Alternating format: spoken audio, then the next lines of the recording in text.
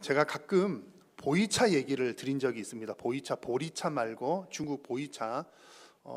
이제 한참 광고들이 막 나왔잖아요. 갈산이 풍부해서 다이어트에 좋다는 그 보이차를 제가 이렇게 횟수를 세 보니까 올해가 제가 23년 차 거의 매일같이 마치고 있더라고요.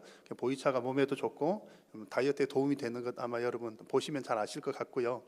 이제 보이차 얘기를 하는 이유는 여러 종류의 차들이 있는데 이제 보이차라고 하는 이 차는 발효를 시키는 그런 종류의 차입니다. 그래서 몸에 좋다 어쨌다 하는 거가 발효되고 숙성이 되어서 이렇게 몸에 좋은 성분들이 나온다고 합니다.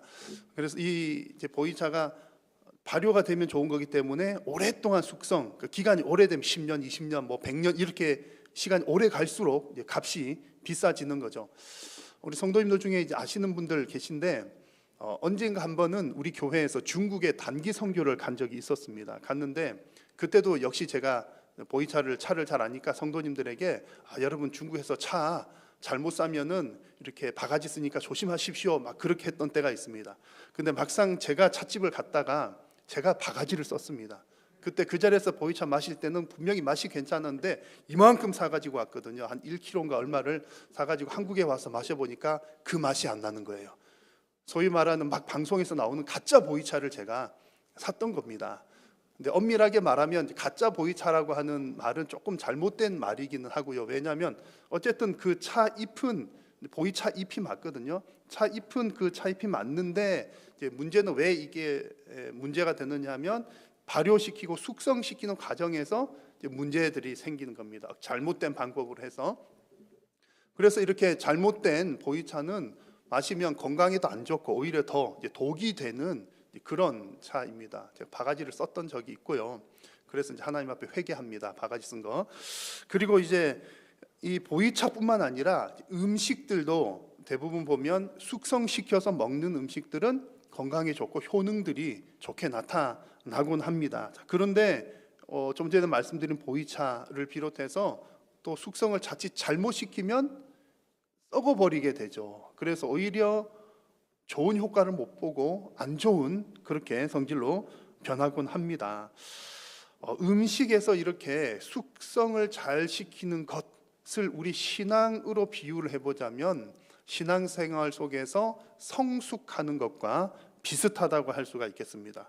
음식의 숙성과 신앙의 성숙은 말이 뒤바뀌어 있지만 익어간다라고 하는 측면에서는 같은 내용들을 담고 있습니다. 그래서 신앙생활도 오랫동안 신앙생활을 하면서 신앙이 잘 익어가면, 잘 숙성되면, 잘 성숙되면 좋은 어떤 영향력도 나타나고 또 하나님께 영광이 되지만 때로는 잘 성숙되지 못해서 제대로 숙성되지 못하면 오히려 악취를 내거나 좋지 못한 영향력을 끼치기도 합니다. 그래서 우리 성도님들도 한 해 한 해 거듭하면서 신앙이 잘 성숙해 나가는 것이 너무나 중요합니다. 올 한 해 2022년이 여러분들의 신앙 성숙을 이루는 귀한 해가 되시기를 소망합니다. 자, 우리 한일교회는 바로 이 신앙 성숙을 추구하는 교회입니다. 그래서 우리 교회의 비전인 반석 위에 세운 교회를 한 단어로 얘기하면 신앙 성숙인 겁니다. 우리 교회가 추구하는 바가 바로 이 신앙 성숙입니다. 이렇게 성숙을 잘 하려면 뭐가 되어야 된다고요?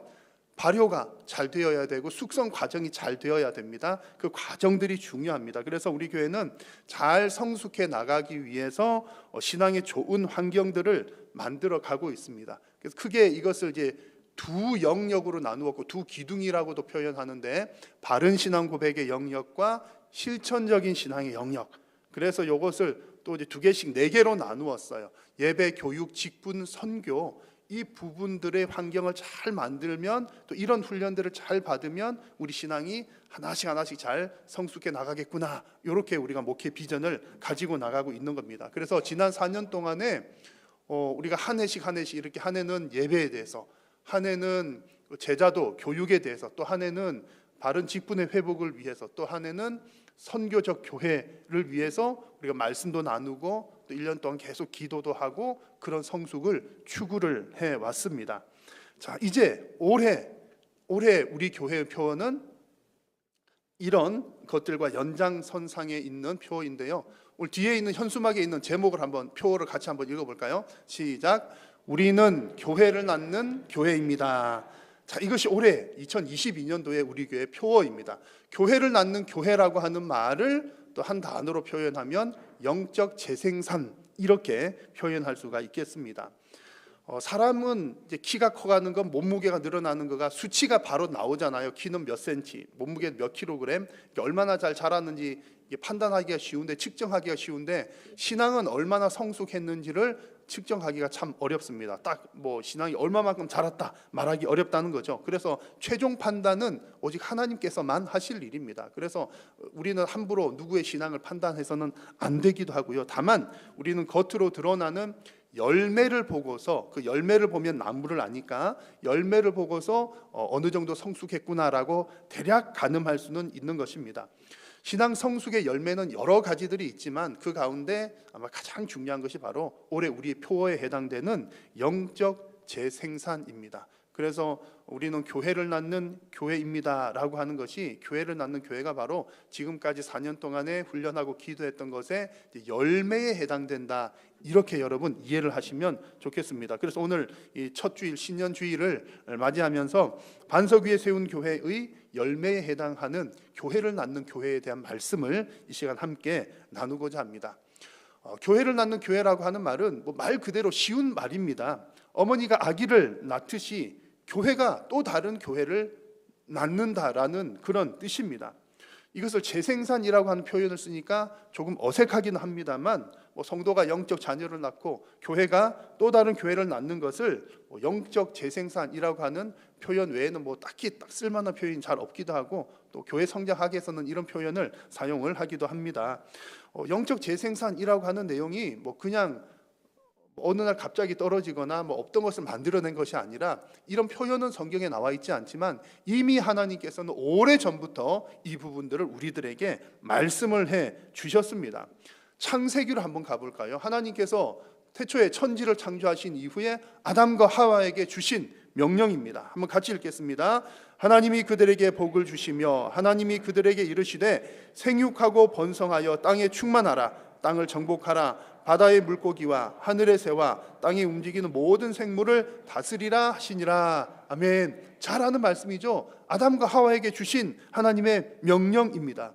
하나님께서 하나님의 나라 땅을 만드신 이후에 그 하나님의 땅에 하나님의 사람들로 채우는 것은 너무나 당연한 이야기입니다. 그래서 이런 명령을 주셨습니다. 자, 그런데 안타깝게도 아담과 하와가 하나님 말씀에 불순종하여서 이 땅에 죄가 들어오게 되었습니다.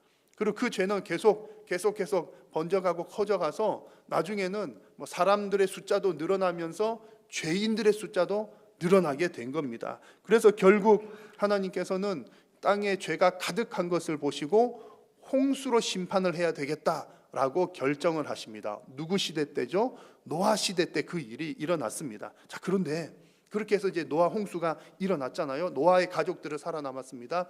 중요한 사실은 노아 홍수 이후에 하나님께서 노아를 방주로부터 이렇게 이끌어내신 이후에 다음과 같은 명령을 주셨습니다. 너희는 생육하고 번성하며 땅에 가득하여 그 중에서 번성하라 하셨더라.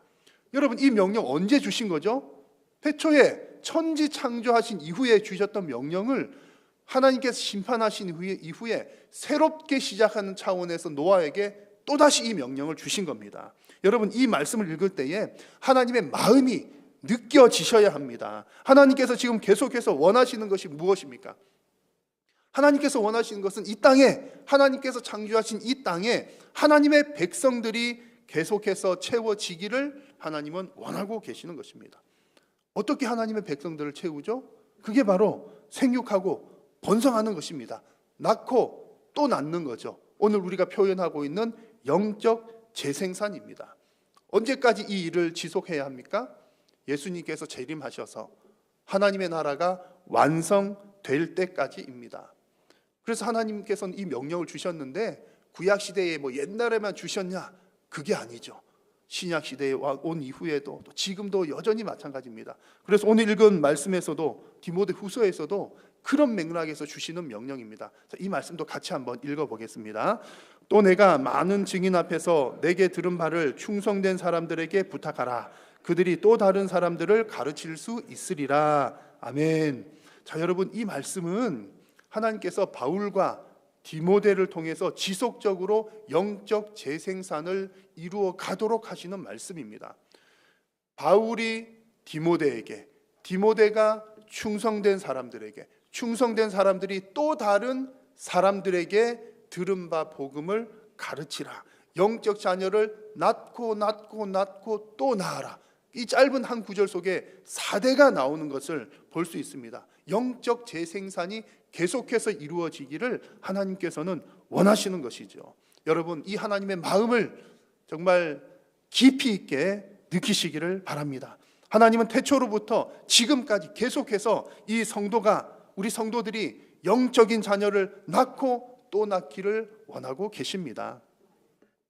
물론 여러분, 이 일이 결코 쉬운 일은 아닙니다. 어려운 일이지만 오늘 말씀 4절을 보면 정말 이 일을 하나님께서 기뻐하시는구나 하는 것을 알 수 있습니다. 이게 얼마나 어려운지 요즘 사회적인 분위기와도 참 이렇게 연결이 잘 됩니다. 요즘에 젊은 세대들 가운데는 결혼을 안 하겠다 그런 사람들이 계속 늘어난대요. 결혼을 해도 아기를 안 낳겠다 그런 가정들도 계속 더 늘어난다고 합니다. 왜 그런지 여러분 너무나 잘 아시죠? 우리 환경이 그렇게 참 어렵게 되었다는 겁니다. 결혼하기도 점점 어려운 환경이 되고, 결혼을 해서 자녀를 낳아서 기르기도 점점 더 어려운 환경이 되었다는 얘기입니다. 영적인 자녀를 낳는 것도 정말 비슷합니다. 특히 여러분, 최근 우리 팬데믹 이후에 최근 2년 동안에 이 부분 얼마나 우리가 실감하면서 살고 있습니까? 정말 최근 2년 동안에는, 그전에는 우리가 어떻게든 뭐 세상을 향해서 예수님 믿으십시오 뭐 이렇게 예수님을 외쳤는데, 팬데믹 기간 동안에는 예수 믿으십시오라고 외치기는커녕 교회 갔다 왔다는 얘기도 못하고, 난 예배에 참여한다는 얘기하면 또 큰일 나고 막 추적당하고 막 그랬지 않습니까? 사회적인 온통 분위기가 그런 분위기였습니다. 어떤 이유에서든 간에 사회적인 분위기가 정말 영적 자녀를 낳기 어려운 그런 환경이 되었고, 아마 또 앞으로도 그러지 않을까 생각을 합니다. 자, 그럼에도 불구하고 영적인 자녀를 낳는 일은 창조주 하나님께서 원하시는 일이요, 하나님께서 기뻐하시는 일이기 때문에 우리는 순종해야 하는 줄로 믿습니다. 오늘 말씀 4절도 보십시오. 이제 영적 재생산하는 것에 대해서 하나님께서 오늘 말씀에서 이제 세 종류의 사람들로 비유를 해서 말씀하시는데, 그 가운데 첫 번째가 병사입니다. 병사로 복무하는 자는 자기 생활에 얽매여 있는 자가 하나도 없나니 이는 병사로 모집한 자를 기쁘시게 하려 함이라 그랬습니다. 여기서 병사를 모집한 자가 누굽니까? 하나님이시고요. 병사는요, 우리 성도들입니다. 성도들은 하나님 군대의 병사와 같아서 내가 내 마음대로 내 뜻대로 하는 것이 아니라 나를 모집한 자께서 원하시는 대로 한다. 병사가 내가 일단 되고 보니까는 사실은 제약도 있다는 거죠. 내가 하고 싶은 것을 하는 게 아니라 하나님의 군대에 유익한 일을 해야 되고요. 때로는 나는 힘들고 어려워서 이거 못하겠습니다 라고 하지만 대장께서 그래도 하자 그러면은 순종하고 가는 것이 병사입니다. 그래서 병사들은 나에게 주어진 모든 것을 그 군대를 위해서, 그 대장을 위해서 그분이 원하시는 뜻대로 사용할 수 있도록 다 내어 놓아야 한다는 말씀입니다. 자, 그런데 여러분, 오늘 강조해서 말씀을 드리고 싶은 것은 이것을 성도님 한 분 한 분들에게만 얘기하는 것이 아닙니다. 당연히 우리 개인적으로도 저는 군사입니다, 받겠습니다, 아멘입니다 이렇게 해야 되지만, 오늘 강조해서 말씀을 드리고자 하는 것은 교회 공동체가 이 일을 감당해야 되고 이 일에 순종해야 한다는 겁니다. 성도 개인도 영적 자녀를 낳는 일에 아멘하고 순종해야 되지만, 교회 공동체 역시 영적 자녀를 낳는 일에 아멘하고 순종해야 한다는 겁니다. 우리는요, 영적 자녀 낳는다는 일을 어떤 개인적인 일에만 국한시키는 경우들이 있습니다만, 교회 역시 이 일을 감당을 해야 합니다. 교회가 영적 자녀 낳는 것이 바로 교회를 낳는 겁니다. 한 개인이 교회를 낳는다라는 건 어려워요. 근데 한 개인은 누구 한 개인의 영적인 자녀를 낳고 이렇게 할 수는 있지만 한 개인이 교회를 낳는 것은 어렵습니다. 그러나 교회가 교회를 낳는 것은 가능합니다. 자, 교회를 낳는다는 것은 어떤 의미냐면 교회를 낳는 몇 가지 유형들이 있을 수 있는데 그 중에 하나는 교회를 분립하는 것입니다. 교회 분립이라고 하는 말은 나누어서 온전히 세워지는 것을 말합니다. 그래서 우리가 분리개척이라고 하는 말들은 많이 쓰기도 하고 또 개척교회를 지원한다는 말을 쓰기도 하지만 분립이라고 하는 말은 교회가 온전히 세워지는 걸 말합니다. 교회가 온전히 세워진다는 것은 목회자도 있고 당회도 있고 성도님들도 있는 것을 말합니다. 그러니까 교회만 있다, 건물만 있다고 해서 교회가 온전히 세워지는 것이 아니라 교회를 구성하고 있는 직분자들이 온전히 세워져 있는 상태가 온전히 세워진 그런 상태입니다. 아마 관심 있는 분들은 잘 아시겠지만 한국 교회들 중에서 이렇게 분립 개척을 이미 잘 했거나 진행 중에 있는 교회들이 꽤 많이 있습니다. 그리고 우리 교단에서도 이미 분립 개척을 잘 해서 좋은 열매를 맺는 교회들이 많습니다. 이렇게 분립 개척한 사례들을 보면 그냥 이렇게 분립 개척을 도와주는 정도 말고요, 아주 교회를 세워서 당회 그리고 재직회 같은 구성되도록 해서 이렇게 세우는 경우들을 보면 쉽지는 않아요. 왜냐하면 내 몸을 나누는 거거든요. 우리 한일교회의 몸이 쪼개지는 거예요. 당회가 쪼개어지는 거고, 그래서 참 힘든 일입니다. 힘든 일인데 그렇게 힘든 일을 감당하고 났더니 본 교회도 괜찮고 또 새로 태어난 교회도 더 건강하고, 그러니까 산모와 아기 둘 다가 건강하더라는 것이 거의 대부분의 사례입니다. 그래서 교회를 분립하는 것이 교회를 낳는다라고 하는 것이 하나 종류고요. 또 하나 교회가 교회를 낳는다는 그 예는 선교사를 파송하거나 목회자를 양성하는 것을 뜻합니다. 교회는 하나님의 말씀으로 이루어지는 공동체이기 때문에 말씀의 사역자, 그러니까 선교사 혹은 목회자를 한 명 세우는 것이 교회 하나를 세우는 것과 같다고 봐도 무방합니다. 그런데 안타깝게도 어느 세미나 때 강사님이 말씀을 해주셨는데 점점점 목회자 지망생들, 선교사 지망생들이 줄어가고 있습니다. 그래서 올해는 미달 사태가 벌어졌다 얘기하고요. 지금 현재로서는 목회자들의 숫자가 부족하거나 그러지 않지만 20-30년만 지나면 이제 교회에서 말씀을 가르치고 교회를 세울 목회자들, 말씀의 사역자들이 부족할 것이다, 이렇게 전망들을 합니다. 그러니까 우리 교회가 교회를 낳는다라고 하는 말은 이런 목회자들, 말씀의 사역자들, 선교사들을 지속적으로 양성하고 파송하는 것이 교회를 낳는 일인 것입니다. 여러분, 이 일들이 참 쉽지는 않지만요, 우리가 이것이 하나님의 뜻인 것을 깨닫고 하나님의 일을 하고자 하면, 그 소원만 품으면 하나님 교회를 낳겠습니다 마음만 품으면 하나님께서 모든 일들을 순적하게 진행을 해 주십니다. 교회는 주님의 교회이기 때문에 주님께서 그 일을 해 나가신다는 얘기죠. 깜짝 놀란 것이 정말 우리 교회가 정말 올해 첫 해부터 그 경험을 지금 하게 되었습니다. 지난번 재직회 때의 말씀을 드렸습니다만, 지난 정책당회 때에 우리 당회에서 어떤 결정을 했냐면은 올해 2022년도에 우리 교회가 캠퍼스 선교사를 파송합시다, 그런 결정을 내렸습니다. 캠퍼스 선교사라고 하는 것은 대학교에서 기독교 동아리들을 담당하고 학생들을 전도하는 그런 사역입니다. 코로나가 온 이후에 여러 영역에서 힘들었지만 캠퍼스 사역들은 거의 초토화되었다 그럽니다. 학생들이 학교를 안 가니까요. 그리고 모일 수가 없으니까, 또 선교 단체들은 이제 다 자생적으로 사람들이 모여야 되는 그런 것들은 이제 지속하기가 참 어려운 상황 중에 있었던 겁니다.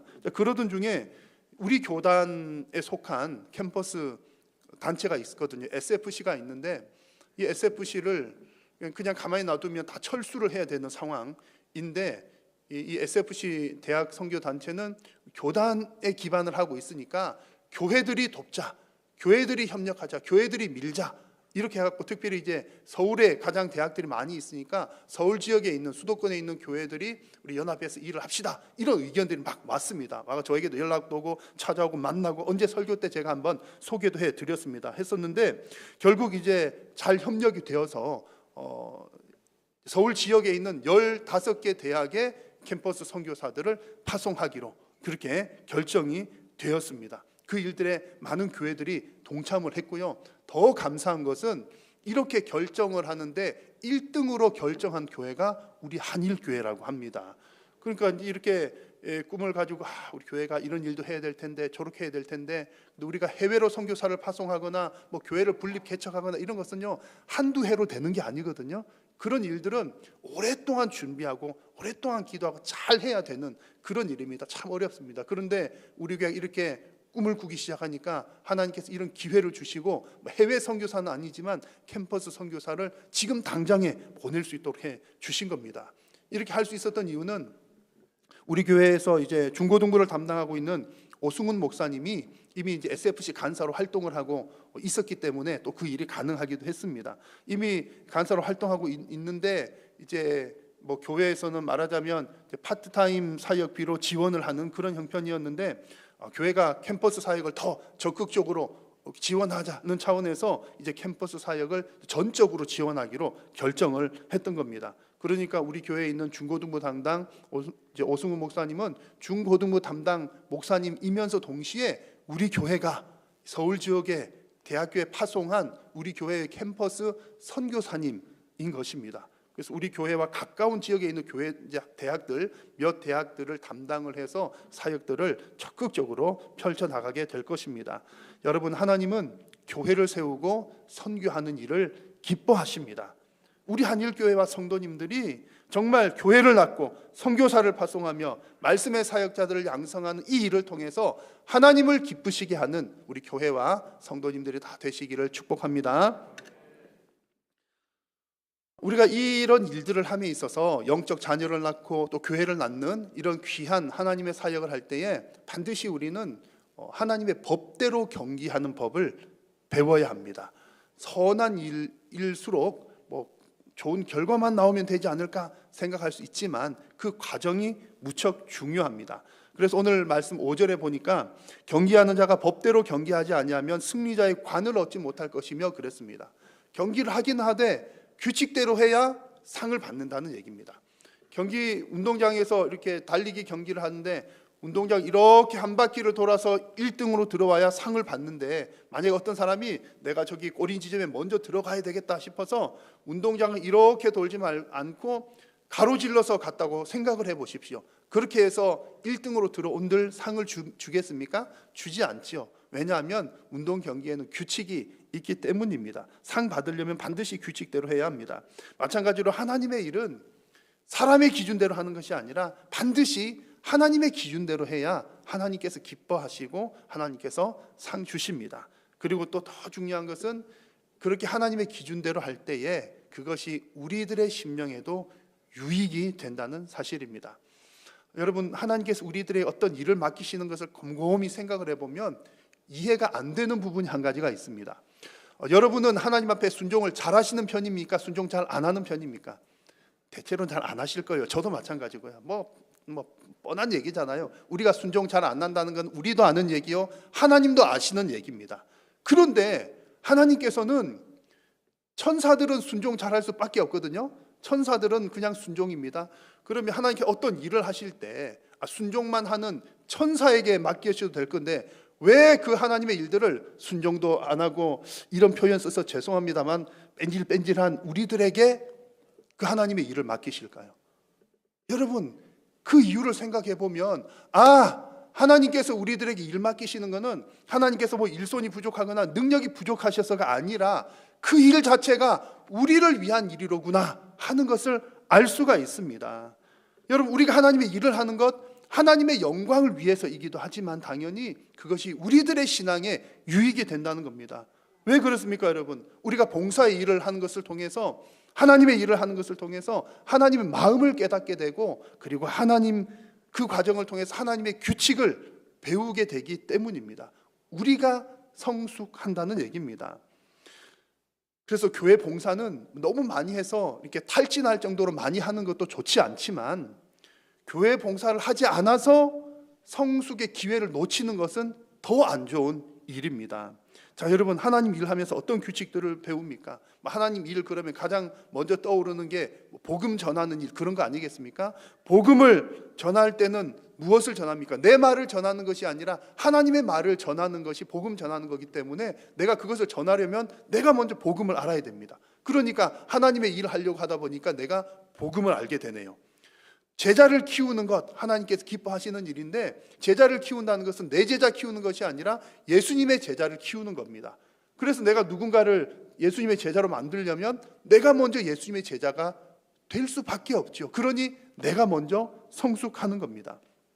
교회가 교회를 낳는 일도 마찬가지입니다. 교회가 교회를 낳는다는 것은 뭐 분점 하나 내는 것, 누구 조금 도와주는 차원이 아니라 온전한 하나님의 교회를 세우는 겁니다. 그렇게 하려면 우리가 교회가 뭔지도 알아야 되겠고, 어떻게 해야 교회가 제대로 서는지를 알아야 하니까 그 과정 가운데 우리가 하나님의 교회를 깨닫게 되는 것입니다. 결국 이 모든 하나님의 일을 하는 과정 가운데서 우리는 하나님의 규칙을 배우고 성숙하게 된다는 말씀입니다. 여러분, 올해 우리 교회의 표어인 교회를 낳는 교회, 주님, 이 교회를 낳는 교회가 되는 과정 가운데서 우리는 더욱더 성숙하게 될 줄로 믿습니다. 그리고 이 법대로 우리가 잘 규칙대로 성숙해 나갈 때에 하나님 앞에서 정말 너가 나의 규칙대로 잘 뛰어왔구나, 그러면서 하나님께서 상 주실 줄로 믿습니다. 자, 오늘 말씀을 보니까 마지막으로 영적 재생산을 하는 교회를 수고하는 농부에 빗대어서 이야기를 합니다. 수고하는 농부, 그러니까 아이고 또 우리 고생길 열리는 이야기로구나 생각할 수 있겠지만 그렇지 않습니다. 6절 말씀을 보십시오. 같이 한번 읽습니다. 시작. 수고하는 농부가 곡식을 먼저 받는 것이 마땅하니라. 아멘. 신명기에도 비슷한 말씀이 나와요. 곡식을 떠는 소에게 망을 씌우지 말라. 이게 무슨 뜻이냐면 고린도 후서에서 잘 해석을 했습니다. 고린도 전서에서도 이 말씀을 잘 인용하면서 해석을 했는데, 하나님의 일을 하는 일꾼에게 일꾼들이 삭슬 받는 것은 마땅한 일이다, 그런 의미입니다. 자, 여러분, 오늘 주시는 말씀이 바울이 디모데에게, 디모데가 충성된 자들에게, 충성된 자들이 또 다른 사람들에게 말씀을 가르치는 영적 자녀를 낳고 낳는 그런 이야기의 맥락 속에서 주어진다는 것을 잘 염두에 두십시오. 이런 맥락 속에서 수고하는 농부가 곡식을 먼저 받는다, 그 얘기를 하시는 거예요. 이 말씀은 하나님의 일을 감당하는 우리들에게 대단히 위로가 되고 격려가 되는 말씀입니다. 오늘 우리 찬양할 때 너무 은혜 받은 찬양 가사 받았습니다. 우리가 하나님의 일을 하면 하나님께서 반드시 천국에서 상 주실 줄로 믿습니다. 열심히 뛰면요, 하나님께서 천국에서 상 주셔요. 칭찬과 상급이 있습니다. 그래서 우리는 어렵고 힘들 때마다 천국에서 받을 상을 생각하면서 인내하고 견디는 거죠. 그런데 이 말씀이 너희들이 천국에서 상 받을 거니까 이 땅에서는 무조건 고생만 해야 돼, 이런 뜻은 아니라는 얘기입니다. 하나님은 성도들에게 먼 미래에 있을 소망만 주시는 분이 아니라 지금 이곳에서도 하나님의 위로와 격려가 있다는 말씀입니다. 너희가 지금 그렇게 수고하고 있으니 먼저 먹게 해줄게. 너희가 지금 그렇게 수고하고 있으니 너희들에게 먼저 기쁨을 누릴 수 있는 권리를 먼저 줄게. 너희들이 먼저 안식할 수 있도록 해줄게. 이것이 바로 수고하는 농부가 곡식을 먼저 받는 것이 마땅하다는 말씀입니다. 여러분, 교회와 성도가 하나님의 일을 할 때 하나님께서는 일꾼들에게 먼저 먹을 것을 주십니다. 그래서 이 사역하는 교회들의 현장을 보면 이런 것들을 너무나 정확하게 알 수 있습니다. 하나님은 선교하는 교회들에게 더 큰 물질의 복을 부어주십니다. 하나님께서는 교회를 세우는 교회들에게 더 큰 길을 열어주십니다. 하나님은 목회자를 양성하는 교회들에게 더 큰 영적인 안정감을 더해 주십니다. 여러분, 우리 교회와 성도님들이 정말 교회를 낳는 교회가 되고자 할 때에 하나님께서 영광을 받으실 뿐만 아니라 우리들의 그 사역 위에 하나님께서 길을 열어주시고 하나님께서 그 일을 담당하시고 모든 필요한 재정과 모든 필요한 일꾼들도 채워주실 줄로 믿습니다. 그 과정을 통해서 우리는 기쁨을 누리게 되고 또 하나님께 칭찬도 받고 우리가 더욱더 성숙하는 계기가 될 줄로 믿습니다. 올해 2022년이 교회를 낳는 교회로서 우리가 잘 훈련을 받아가면서 더욱더 성숙하는 한 해가 되기를 소망합니다. 기도하겠습니다. 살아계신 하나님, 은혜를 감사합니다. 새해 첫날에 첫 주일에 하나님 앞에 예배하게 하시고 또 하나님께서 올해 우리에게 주시는 귀한 비전의 말씀을 함께 나누게 하시니 감사합니다.